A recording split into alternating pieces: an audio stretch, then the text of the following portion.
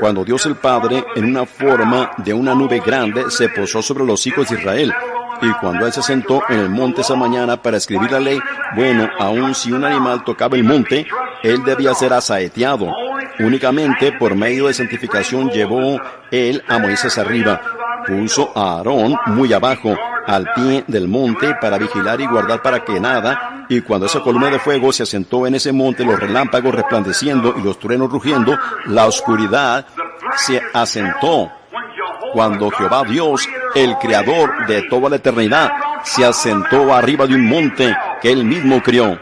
La espesura de las nubes, los relámpagos resplandeciendo, el sacudimiento de la tierra, al grado que los israelitas, parados allá en el campamento con un sacrificio sangrante, alrededor de ellos dijeron que Moisés hable y no Dios. No sea que muramos, piensen en eso. Ese mismo gran ser todopoderoso se humilló Él mismo, y Él mismo se desenvolvió y entró en un cuerpo de carne que todo hombre podía tocar con sus manos. ¿Qué estaba haciendo Él? Abriéndose paso, tratando de entrar en el hombre. Entonces, después que Él fue y ofreció su propia sangre, cuando ninguna otra sangre lo podía lograr, con razón Él era el premio sin precio del cielo. Con razón Él era el Rey de todos los reyes. Cuando Él mismo se desenvolvió y descendió, y Él mismo se sometió en las manos de hombres pecaminosos para ser golpeado y escupido y molido y colgado en la cruz para morir. Cuando Él estaba colgado allí, alguien dijo, bueno, Él dijo, ¿acaso piensas que no puedo ahora orar a mi Padre y que Él no me daría más de 12 legiones de ángeles? Pero mi reino no es de este mundo. Y ahí esas multitudes dijeron, fuera con este, fuera con este. ¿Por qué Él no se volteó y dijo, fuera con ustedes? Aquí está la razón que Él no podía, amigos. Miren esto. Esos eran sus propios hijos. El pensar que los hijos de un hombre estén clamando por la sangre de su padre. Si mis hijos estuvieran enfurecidos por mi sangre, no hubiera nada más que yo pudiera decir más que, llévenme. Si Él hubiera rehusado hacerlo, Él hubiera perdido a sus hijos. Su mismísima creación, sus seres humanos. Y ellos eran los que estaban pidiendo por su sangre. ¿Se pudieran ustedes imaginar a los hijos pidiendo la sangre de su padre? Esa es la razón que Él no podía decir no. Si Él hubiera dicho no, ellos se hubieran perdido. Yo moriría gratuitamente por mis hijos y cualquier otro padre lo haría. Miren lo que Él era. Sus propios hijos pidiendo por su sangre. Y la justicia de la ley requería sangre. Y la sangre de ovejas no lo podía lograr, la sangre de machos cabríos no lo podía lograr, la sangre del ganado no lo podía lograr, sino la sangre de Dios mismo lo tenía que lograr. Y Dios hizo carne, vivió aquí en la tierra, esa gran persona tronando arriba del monte Sinaí, estuvo aquí en carne en ese entonces. Entonces Él abrió el camino para que Él pudiera venir y vivir en su corazón. Y ahora ese mismo espíritu que tronó desde el monte Sinaí está viviendo en el corazón humano. ¡Qué maravilloso! ¡Qué cosa! Eso debería hacer saltar a todo corazón al pensar de ello. Ahora, pasando rápidamente, Pablo sigue adelante en el versículo 5 y 6. Aquí estamos tratando de llegar al 19 para que nos podamos apurar esta noche el 5 y el 6. Y en los que siguen, él estaba hablando de cómo la ley era la sombra. Como en el Antiguo Testamento, nosotros pasamos por eso el otro día, fue hace unos cuantos meses en la escuela dominical. El hombre estaba bajo un pecado, digamos que él cometió adulterio, o que robó, o quebrantó el día de reposo, o algún otro mandamiento. Entonces él tenía que conseguir un cordero, y él tenía que llevar ese cordero a los ancianos, y ellos tenían que examinar ese cordero. El cordero tenía que ser sin mancha, tenía que ser sin defecto en él. Miren la significancia aquí. El cordero tenía que ser sin mancha para una persona manchada. Amén. Yo espero que ustedes lo vean. Hermanos, yo recuerdo una pequeña historia, yo no sé si se las he contado a ustedes o no, solo es una pequeña historia de ficción que bajo la ley, si la yegua tenía un potrillo, y él era un mulo, ustedes saben, y tenía sus orejas caídas y sus rodillas golpeaban, y era visco, un mulo que se miraba horrible. Bueno, ese mulo, si él se pudiera haber mirado a él mismo, hubiera dicho, ¿qué cosa? Cuando venga el dueño aquí, él me matará porque él no me alimentará, yo no soy digno de vivir, mírame, qué cosa tan horrible soy. Pero si la madre le pudiera responder al mulito, ella le diría, espera un momento, cariño, tú sí puedes vivir, porque tú eres mi primogénito.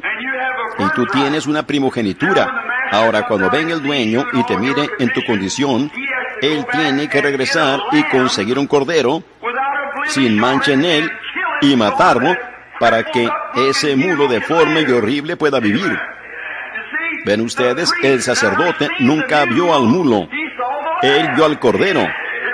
No era si el mulo era perfecto, tenía que ser un cordero perfecto.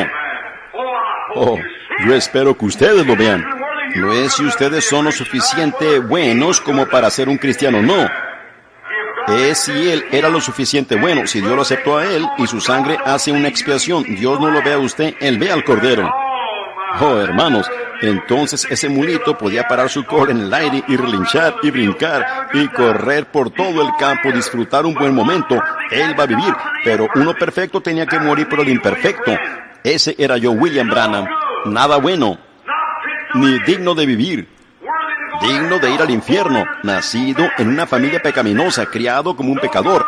Nada bueno en lo absoluto, ni una buena cosa tocante a mí, correcto. Pero un día yo lo acepté. Aleluya. Cuando Dios miró a Cristo y Cristo tomó mi lugar. Entonces Dios no me ve a mí, Él ve al perfecto. Entonces mientras yo esté aquí, en Él, entonces yo soy perfeccionado, no en mí mismo, sino en Él. No en mi perfección, yo no tengo ninguna. Ustedes no tienen ninguna, pero es su perfección. Por lo tanto, Jesús no cometió un error cuando Él dijo, sed pues vosotros perfectos, como vuestro Padre que está en los cielos es perfecto. ¿Y cómo puede un ser humano ser perfecto? Él puede ser perfecto por su fe perfecta, descansando en Él, diciendo, Él pagó el precio por mí. Jesús todo pagó, todo lo que a Él yo debo. El pecado había dejado una mancha carmesí. Él la lavó dejándola blanca como la nieve. Hermanos, eso nos hace a todos nosotros metodistas que gritemos. ¿No nos hace? Cuando ustedes piensan de eso, ustedes, yo creo en eso. Yo creo en una experiencia chapada a la antigua de gritar, sí señor, si los niños reciben la clase correcta de vitaminas, ellos siempre se sienten bien. Ustedes saben lo que quiero decir. Necesitamos algunas vitaminas espirituales en las iglesias hoy día. ¿No creen ustedes así?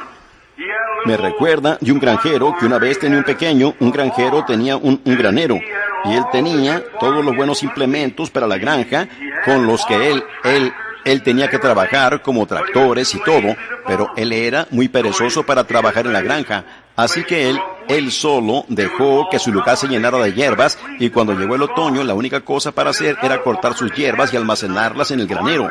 Y había otro granjero que no tenía un granero que se miraba tan bonito, pero él era un hombre inteligente y salía y era industrioso, y él trabajaba porque él quería alimentar su ganado, y él cosechó buen trébol y alfalfa, y él los almacenó en el granero. En ambas granjas nacía un becerrito cada año, mejor dicho ese año, y cuando el becerrito en el otro granero había sido alimentado con hierbas, pero tenía un granero muy hermoso y bonito, y el otro becerrito no tenía un granero muy bonito, pero él tenía algo para comer.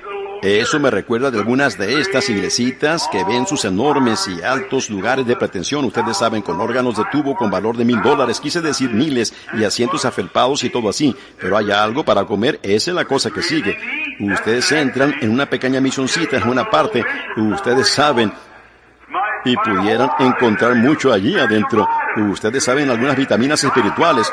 Dios las tiene para ustedes, para ayudarles a vigorizar su espíritu, animarlos un poquito. Esa es la predicación del Evangelio. Aleluya. Si eso no anima a la iglesia, no hay nada que la animará. Fe viene por el oír de la palabra. Cuando yo oí que Jesús murió por mí, yo dije, eso lo concluye, gloria a Dios. Yo soy salvo ahora porque yo estoy en Él. Él me aceptó, correcto. Él me escogió. Él lo escogió a usted. Cada uno de ustedes aquí que es cristiano, Jesús lo escogió. Es suyo. Muy bien, Él lo tomó a usted. Ese becerrito, uno de ellos, la había pasado bien estando en ese grande y hermoso granero con estantes de 14 quilates y casillas de establo y cosas. Cuando él salió, el pobre becerrito casi no podía caminar. Ustedes saben, él estaba tan débil comiendo esas hierbas todo el invierno. Así que el otro, él salió al terreno del granero, ustedes saben, y el viento caliente soplando, como que el viento casi lo tumbaba. Él estaba tan débil.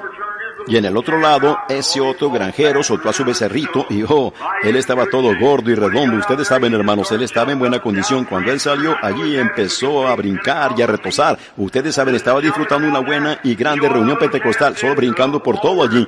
¿Saben ustedes lo que ese becerrito hizo? El que estaba en el granero grande, que tenía las cosas grandes, ustedes saben, él miró allí, miró a través de una hendidura y dijo, ¡qué fanatismo! ¡Qué fanatismo! Aquel becerrito se estaba sintiendo bien, con razón le podía brincar, él había engordado, él se sentía bien. De esa manera es cuando un hombre verdaderamente recibe sus vitaminas espirituales, va a la casa de Dios y su alma se alimenta de la palabra de Dios. Él sabe en dónde él está parado, todas sus supersticiones viejas se desvanecen y la adoración del diablo y todo lo demás sencillamente se disipa cuando ustedes ven que Jesucristo murió en lugar de ustedes, tomó su lugar allí en el Calvario, amor puro y divino llega allí. Me hace que me comporte mal para el mundo de vez en cuando. Yo sencillamente me siento muy bien al respecto porque me harto de vitaminas. Por eso es, de estas buenas y antiguas vitaminas de aquí. Ahora, Pablo dijo que cuando el adorador venía y traía el pequeño, si él había hecho mal, él venía con su corderito. Ahora, el sumo sacerdote lo examinaba, o mejor dicho, el sacerdote examinaba, se aseguraba que no hubiera algo mal en el cordero, lo examinaba y veía si estaba bien. Y si estaba, entonces él ponía el corderito en el altar. Y allí venía el hombre que había hecho mal. Él decía, bueno, yo he estado robando y yo ahora sé que estoy sujeto a muerte porque he hecho mal. Dios no quiere que yo robe. Su mandamiento dice que no lo haga. Ahora yo voy a poner mis manos sobre este corderito y los mandamientos de Dios aquí dicen no robarás y yo he robado. Así que yo sé que estoy sujeto a muerte. Algo tiene que responder por mi pecado porque yo robé. Y Dios dijo que el día que yo comiera, ese día moriría. Así que yo robé. Y Dios dijo, si tú robas, tú tienes que morir por ello. Así que él requirió que si yo no quería morir, yo tenía que traer el cordero. Así que yo pongo mi cordero aquí y pongo mis manos sobre la cabeza de este corderito que está balando y balando. Y yo digo, Señor Dios, lo siento haber robado. Yo confieso y te prometo que ya no robaré. Si tú me aceptas ahora y por mi sacrificio y por mi muerte, este corderito va a morir en mi lugar. Entonces ellos tomaban el gancho grande y lo ponían en su gargantita y se la cortaban así, lo sujetaban así y el corderito balando y balando, la lana toda ensangrentada y su pobre hociquito y él balando, balando, balando, y cuando menos pensaba salía toda su sangre y él inclinaba su cabecita. Eso lo concluía todo. Entonces hacían un récord allí del hombre y lo ponían al lado del arca, así que ese hombre había hecho una confesión. Si él lo hacía la segunda vez en un año, él tenía que morir irremediablemente, él tenía que morir con el cordero. Ahora, eso era en el Antiguo Testamento. Él salía de allí, tan pronto como él confesaba, salía de allí, y quizás él había cometido adulterio, quizás él había hecho algo mal, mucho más. Cuando él salía de allí, quizás él había matado a un hombre, quizás cuando él salía, de todas maneras, él salía con la misma cosa en su corazón que había tenido cuando él entró. No había ningún cambio en él, únicamente que él, por la ley, por la letra de la ley, respondía al requisito. Ahora, eso no podía hacer, no podía cambiar su corazón. La única cosa que él sabía era que estaba mal, porque él lo leía en la ley y que el cordero moría en su lugar. Ahora, cuando vino Jesús, ¿ven? La sangre de Cristo, ¿ven? ¿Qué clase de sangre fue la que él sangró? La sangre animal. La vida animal dada por la vida humana. Simplemente no puede quitar el pecado. No puede. Ahora, cuando vino Jesús, no era únicamente vida humana, sino que era la propia vida de Dios mismo. Eso es lo que estaba en su sangre. Ahora vemos que hacemos mal. Oh, yo he hecho mal. Yo he pecado. Yo he vivido mal. Yo he hecho mal. Ahora, yo vengo al altar. Por fe, yo veo el sacrificio. Yo pongo mis manos sobre la cabeza de Jesús. Yo digo, querido Dios, yo sé que yo soy un pecador y la paga del pecado es muerte. Y si yo hago mal, tengo que morir. Y si yo muero, no puedo entrar en tu presencia. Yo seré castigado en tormento por siempre y para siempre. Así que yo estoy mal, Padre, y yo quiero estar bien. Y yo no quiero morir así. Así que pongo mis manos sobre su cabeza y su vida fue quitada por mi vida. Pero la cosa de ello es que cuando me voy del altar, yo me voy con un corazón cambiado. ¿Ven? El primer hombre salía bajo la ley, bajo la sangre animal, y no podía cambiar su corazón, porque la vida animal no se puede comparar con la vida humana. El animal no le puede dar sangre al humano, ¿ven? El animal no lo puede hacer porque su vida es una vida diferente, y un animal tiene una vida, pero no un alma. Un animal es un ser viviente, pero no un alma. Pero Dios puso un alma en el hombre. Así que entonces mi alma, que es el alma, la naturaleza del espíritu. Y cuando el alma de Cristo fue dejada, mejor dicho, no fue dejada en el infierno, sino que fue llevada arriba por medio de la sangre, el derramamiento de su sangre, cuando Dios lo llevó al Calvario, mezcló su sangre allá en la cruz, y cuando Él estaba allí, moviendo su cabeza de un lado al otro, y la corona sobre su cabeza, de esa manera con espina, la sangre corriéndole por su rostro, goteando de sus guedejas, sobre sus hombros, clamando en lenguas desconocidas, Dios mío, ¿por qué me has desamparado? Allí está el Cordero. Ese es Él. Ese es el inocente, el que murió, para que yo, el indigno, pudiera ser justo, para que yo pudiera tener derecho a vida. Ese es el indigno, y ustedes son los indignos por los cuales murió ese Cordero. Miren, ustedes vienen aquí y ponen sus manos sobre Él, ¿ven? Y hacen su confesión, y Dios les responde con el Espíritu Santo como una confirmación, que Él los ha recibido a ustedes, con una sola ofrenda. Aquí está. Con una sola ofrenda, hizo perfectos para siempre. Ahí lo tienen. Pues el adorador, viniendo cada año, era continuo. Cada año regresaba y él tenía que regresar al año siguiente con el mismo deseo en su corazón. Pero cuando él mismo ofreció un solo sacrificio, todo pecado, todo deseo de pecado, y todo fue quitado del corazón del hombre, y él se para perfecto ante los ojos de Dios, no por lo que él hizo, sino por lo que Jesús hizo por él, y él aceptó el sacrificio del Señor Jesucristo. ¡Oh, qué cosa tan maravillosa, amigo! Miren,